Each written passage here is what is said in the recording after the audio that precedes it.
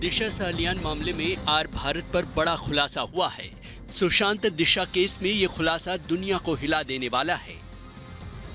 BJP विधायक नितेश राणे के मुताबिक इस केस में सबसे अहम आदमी है रोहन राय। नितेश ने सवाल उठाया है कि रोहन इस पूरे पिक्चर से क्यों गायब है। रोहन राय से पूछताछ हुई तो सब कुछ सामने आ जाएगा। ये बात भी सामने आ रही है कि 8 तारीख की पार्टी में एक नेता भी मौजूद था। नितेश का दावा है कि रोहन राय जिन सबूतों को छिपा रहा है वो मेरे पास है। अगर रोहन सीबीआई को सच नहीं बताएगा तो मैं बताऊंगा। नितेश ने यह भी सवाल उठाया है कि जब दिशा गिरी तो रोहन वहां 25 मिनट बाद क्यों आया। रोहन राय को खोजे बिना दिशा और सुशांत की हत्या की जांच कैसे संभव है। सुशांत सिंह राजपूत मामले में आए दिन नए खुलासे हो रहे हैं। हर दिन साजिश का नया भंडाफोड़ हो रहा है। अब इस केस में एक और बड़ा खुलासा हुआ है। रिपब्लिक भारत पर सुशांत केस में इस बार जो खुलासा हुआ है उसे सुनकर आप सन्न रह जाएंगे। पता चला है कि 48 घंटे के अंदर सुशांत के खाते से 4.5 करोड़ की एफडी से 2.5 करोड़ रुपए निकाल लिए गए। सुशांत केस में जांच कर रही प्रवर्तन निदेशालय की टीम को कुछ अहम जानकारियां मिली हैं। जांच में ये बात सामने आई है कि 26 नवंबर 2019 को सुशांत के पास 2 फिक्स्ड डिपॉजिट थे। एक एफडी 2 करोड़ की थी, दूसरी एफडी 2.5 करोड़ की थी। दोनों फिक्स्ड डिपॉजिट को 26 नवंबर 2019 को तोड़ा गया और दोनों एफडी को 1-1 करोड़ की एफडी में बदला गया। जिस एफडी में 2.5 करोड़ रुपए थे उस एफडी से 1.5 करोड़ निकाले गए। रिपब्लिक भारत के पत्रकारों को गिरफ्तार करने के मामले में एनएचआरसी ने महाराष्ट्र के मुख्य सचिव और डीजीपी को नोटिस दिया है।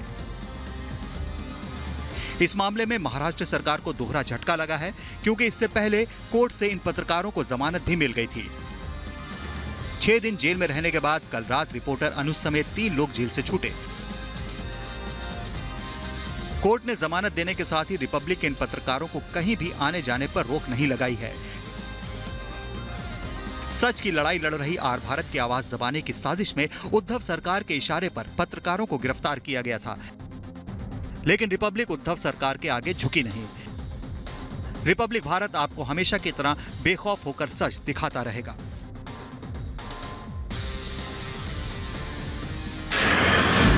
सुशांत केस की आरोपी नंबर 1 रिया चक्रवर्ती पर कानून का शिकंजा कस चुका है।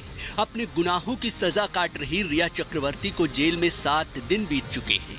मुंबई की भायखला जेल में बंद रिया चक्रवर्ती इस दौरान लोअर कोर्ट में अपनी रिहाई के लिए 2 बार अर्जी लगा चुकी है, लेकिन कोर्ट ने दोनों ही बार उसकी अर्जी को खारिज कर दिया। रिया के वकील के मुताबिक वो हाई कोर्ट में जमानत अर्जी लगाने में जल्दबाजी नहीं करना चाहते।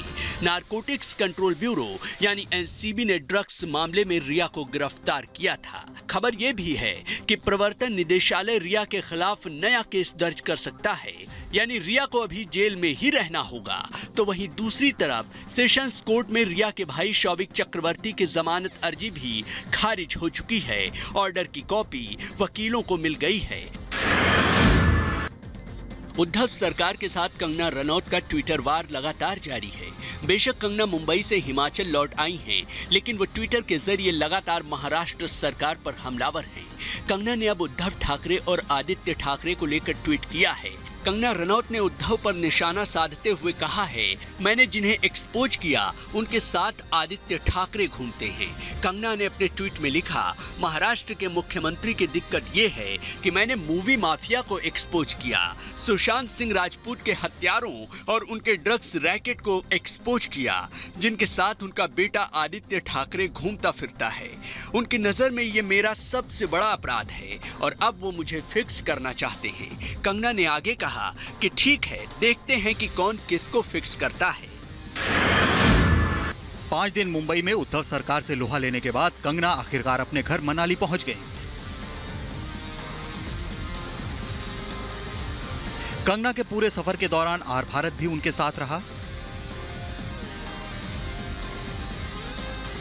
मुंबई में अपनी सुरक्षा को लेकर गुहार लगाने वाली कंगना पूरी सुरक्षा के बीच मनाली पहुंची। तस्वीरों में आप देख सकते हैं वही फुल फ्लेज सिक्योरिटी के साथ, क्योंकि कंगना आज लगभग जो है वो 5 दिन के बाद जो है वो वापस अपनी जन्मभूमि में पहुंची हैं। ये तस्वीरें आप देख सकते हैं, रंगोली को अपने घर पे ड्रॉप कर दिया है कंगना ने। कंगना मुंबई से वापस जरूर गई हैं, लेकिन उन्होंने अपनी बातों से साफ कर दिया है कि उद्धव से जंग जारी रहेगी। लद्दाख में एलएसी पर तनाव जारी है। इस बीच भारत चीन विवाद पर चर्चा के लिए आज यानी मंगलवार को दोनों सदनों के नेताओं की बैठक होगी। सदन के नेता संसद सत्र के लिए एजेंडे पर विचार विमर्श के लिए आज फिर से बैठक करेंगे। संसदीय मामलों के केंद्रीय मंत्री प्रहलाद जोशी ने कहा है कि एलएसी पर भारत और चीन के बीच चल रहे विवाद पर सरकार की नजर लगातार बनी है। एलएसी पर मामले की संवेदनशीलता को देखते हुए दोनों सदनों के नेताओं की बैठक मंगलवार को आयोजित की जाएगी। सरकार इस मुद्दे पर चर्चा के लिए तैयार है। केंद्रीय मंत्री प्रहलाद जोशी ने कहा है कि ऐसे कठिन समय में मैं सभी दलों से सहयोग की अपील करता हूं। खबर है कि आज दोपहर 1:30 बजे संसद परिसर में मोदी कैबिनेट की बैठक भी होगी। बहरहाल एलएसी पर चीन के साथ जारी तनाव के बीच दोनों सदनों के नेताओं की बैठक को अहम माना जा रहा है। लद्दाख में एलएसी पर भारत और चीन के बीच रस्साकसी जारी है। चालबाज चीन को सबक सिखाने के लिए भारतीय सेना के वीर जवान मुस्तैद हैं। चीन की हर हिमाकत का जवाब देने के लिए भारतीय सेना पूरी तरह तैयार है। इस बार अगर चीन ने जरा भी गुस्ताखी की तो भारत उसका मुंह तोड़ जवाब देगा। एलएसी पर भारत चीन के बीच जारी गतिरोध को लेकर रक्षा मंत्री राजनाथ सिंह आज संसद में बयान भी देंगे। रक्षा मंत्री राजनाथ सिंह पूर्वी लद्दाख में वास्तविक नियंत्रण रेखा यानी एलएसी के पास जारी गतिरोध को लेकर संसद में बयान देंगे। रक्षा मंत्री राजनाथ सिंह ने हाल ही में मॉस्को में चीन के रक्षा मंत्री वेई फेंघे के साथ बैठक की थी। इसके बाद विदेश मंत्री एस जयशंकर की चीन के विदेश मंत्री वांग यी से मुलाकात हुई थी। पीएम मोदी आज बिहार में 7 महत्वपूर्ण परियोजनाओं का शिलान्यास करेंगे। वीडियो कॉन्फ्रेंसिंग के जरिए होने वाले इस समारोह में जिन परियोजनाओं का शिलान्यास होगा उनमें से 4 परियोजनाएं जल आपूर्ति से जुड़ी हैं, 2 जल मल शोधन संयंत्र और 1 परियोजना रिवर फ्रंट डेवलपमेंट से जुड़ी है। सभी परियोजनाओं का क्रियान्वयन बिहार के नगर विकास एवं आवास विभाग के अधीन बुडको द्वारा किया जा रहा है। इनमें पटना नगर निगम के अंतर्गत नमामि गंगे योजना के तहत बनाए गए जलमल शोधन संयंत्र भी शामिल हैं। साथ ही सीवान नगर परिषद छपरा नगर निगम क्षेत्र में जलापूर्ति योजनाओं का लोकार्पण होगा। इसके तहत स्थानीय नागरिकों को 24 घंटे पीने का शुद्ध जल मिलेगा। PM Modi Muzaffarpur river front development योजना का शिलान्यास भी करेंगे। रिवर फ्रंट का निर्माण होने से पर्यटन को बढ़ावा मिलेगा। अयोध्या में राम मंदिर निर्माण की तैयारियां जोरों पर हैं। खबर है कि 15 सितंबर यानी आज से पहले पिलर के नींव की खुदाई शुरू हो सकती है। अयोध्या में राम मंदिर का नक्शा एडीए से अप्रूव होने के बाद अब नींव के पिलर की खुदाई शुरू करने की तैयारी है। मंदिर की मजबूती 1000 साल तक बनी रहे, इसके लिए हर तरह से नींव का परीक्षण किया जा रहा है। सबसे पहले केवल 1 पिलर के गड्ढे की खुदाई शुरू की जाएगी। इसमें मानक के मुताबिक कंक्रीट का मसाला भरकर इसे पूरी तरह से तैयार किया जाएगा। फिर 1 माह बाद इसकी मजबूती का परीक्षण होगा। अगर ये पिलर परीक्षण में मानक के मुताबिक मजबूत पाया गया तो 15 अक्टूबर के बाद बाकी बचे 1100 पिलर के गड्ढे की खुदाई शुरू कर दी जाएगी। ये ट्रायल पिलर अगर परीक्षण में खरा नहीं उतरा तो फिर इसकी तकनीकी जांच की जाएगी। लाठीचार्ज और पत्थरबाजी की ये घटना यूपी के वाराणसी की है, जहां यूपी पुलिस और समाजवादी पार्टी के कार्यकर्ताओं के बीच जमकर झड़प हुई। दरअसल जिला मुख्यालय के बाहर भारी संख्या में सपा कार्यकर्ताओं ने बेरोजगारी और महंगाई समेत कई मुद्दों के खिलाफ प्रदर्शन किया। पुलिस को प्रदर्शनकारियों पर काबू पाने के लिए लाठी का इस्तेमाल करना पड़ा। इसके जवाब में सपा कार्यकर्ताओं ने ईंट पत्थर बरसानी शुरू कर दी। पुलिस ने 45 से ज्यादा प्रदर्शनकारियों को गिरफ्तार किया और कईयों की तलाश जारी है।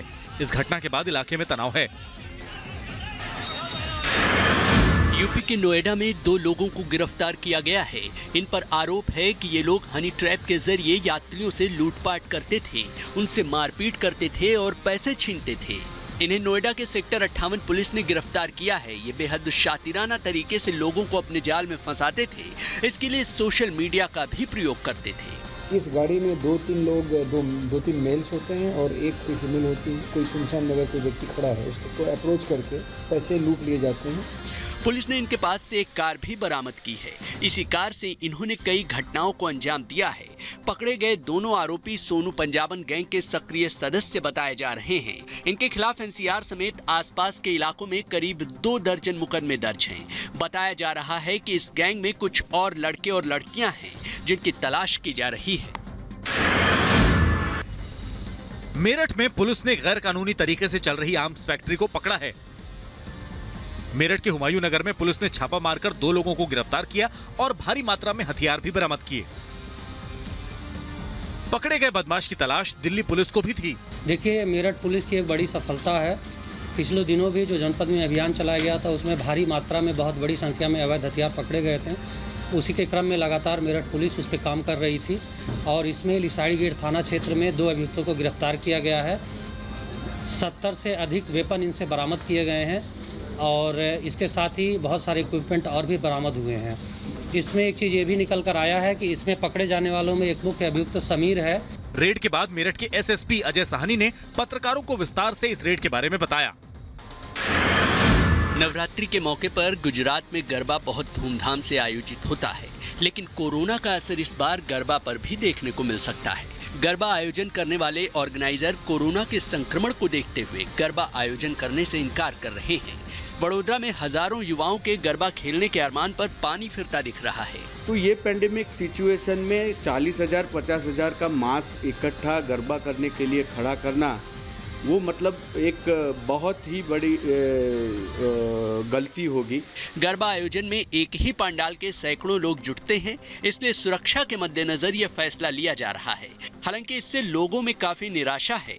गुजरात का गरबा पूरी दुनिया में मशहूर है, लेकिन जिस तरह से कोरोना का संक्रमण फैला है, भारत में उससे सब डरे हुए हैं। अब तो रोजाना 80 से 90 हजार मामले सामने आ रहे हैं। यूपी का आगरा मुगल म्यूजियम अब छत्रपति शिवाजी महाराज के नाम से जाना जाएगा। मुख्यमंत्री योगी आदित्यनाथ ने म्यूजियम का नाम बदलने का ऐलान किया है। दरअसल ताजमहल के पूर्वी गेट पर 150 करोड़ की लागत से संग्रहालय बनाया जा रहा है, जिसमें 8 गैलरियों में आगरा के इतिहास, वास्तुकला और हस्तकलाओं के बारे में जाना जाएगा। इस म्यूजियम में मुगल कालीन कलाओं और दस्तावेजों को प्रदर्शित किया जाएगा। इसके साथ ही छत्रपति शिवाजी महाराज के कालखंड से जुड़ी चीजें भी इस संग्रहालय में रखी जाएंगी। लिहाजा इस म्यूजियम के जरिए छत्रपति शिवाजी महाराज के वैभव को सारी दुनिया में प्रसारित करने का लक्ष्य है। सोमवार को सीएम योगी ने वीडियो कॉन्फ्रेंसिंग के जरिए समीक्षा बैठक की, जिसमें यूपी के पर्यटन विभाग को निर्माणाधीन संग्रहालय का नाम बदलने के निर्देश दिए गए। हालांकि सीएम योगी आदित्यनाथ ने खुद ट्वीट कर इसकी जानकारी दी। सरकार ने प्याज के सभी वैरायटीज के निर्यात पर रोक लगा दी है। अब देश के बाहर प्याज नहीं जाएगा। केंद्र सरकार ने सोमवार को प्याज के सभी किस्मों के निर्यात पर तत्काल प्रभाव से रोक लगा दी। देश में प्याज की उपलब्धता बढ़ाने और घरेलू बाजार में इसकी बढ़ती कीमतों को नियंत्रित करने के लिए सरकार ने ये फैसला लिया है। विदेश व्यापार महानिदेशालय की ओर से जारी एक अधिसूचना में कहा गया है कि प्याज की सभी किस्मों के निर्यात पर तत्काल प्रभाव से प्रतिबंध लगाया जाता है। आपको बताते चलें कि DGFT वाणिज्य मंत्रालय का अंग है, जो आयात निर्यात संबंधी मामलों को देखता है। दक्षिण भारत के राज्यों में भारी बारिश के चलते इस बार प्याज की फसल को खासा नुकसान हुआ है। इसके चलते घरेलू बाजार में प्याज की कीमतें भी काफी बढ़ रही हैं। थोक मंडियों में 8 अगस्त के बाद से प्याज की कीमत बढ़ रही है। ऐसे में सरकार का यह फैसला बेहद कारगर साबित हो सकता है। भारतीय क्रिकेट टीम के पेसर मोहम्मद शमी की पत्नी हसीन जहां ने कोलकाता में अपने लिए अतिरिक्त सुरक्षा मुहैया कराने की मांग की है। दरअसल हसीन ने राम मंदिर को लेकर एक पोस्ट किया था, जिसके बाद से उन्हें धमकी मिल रही है।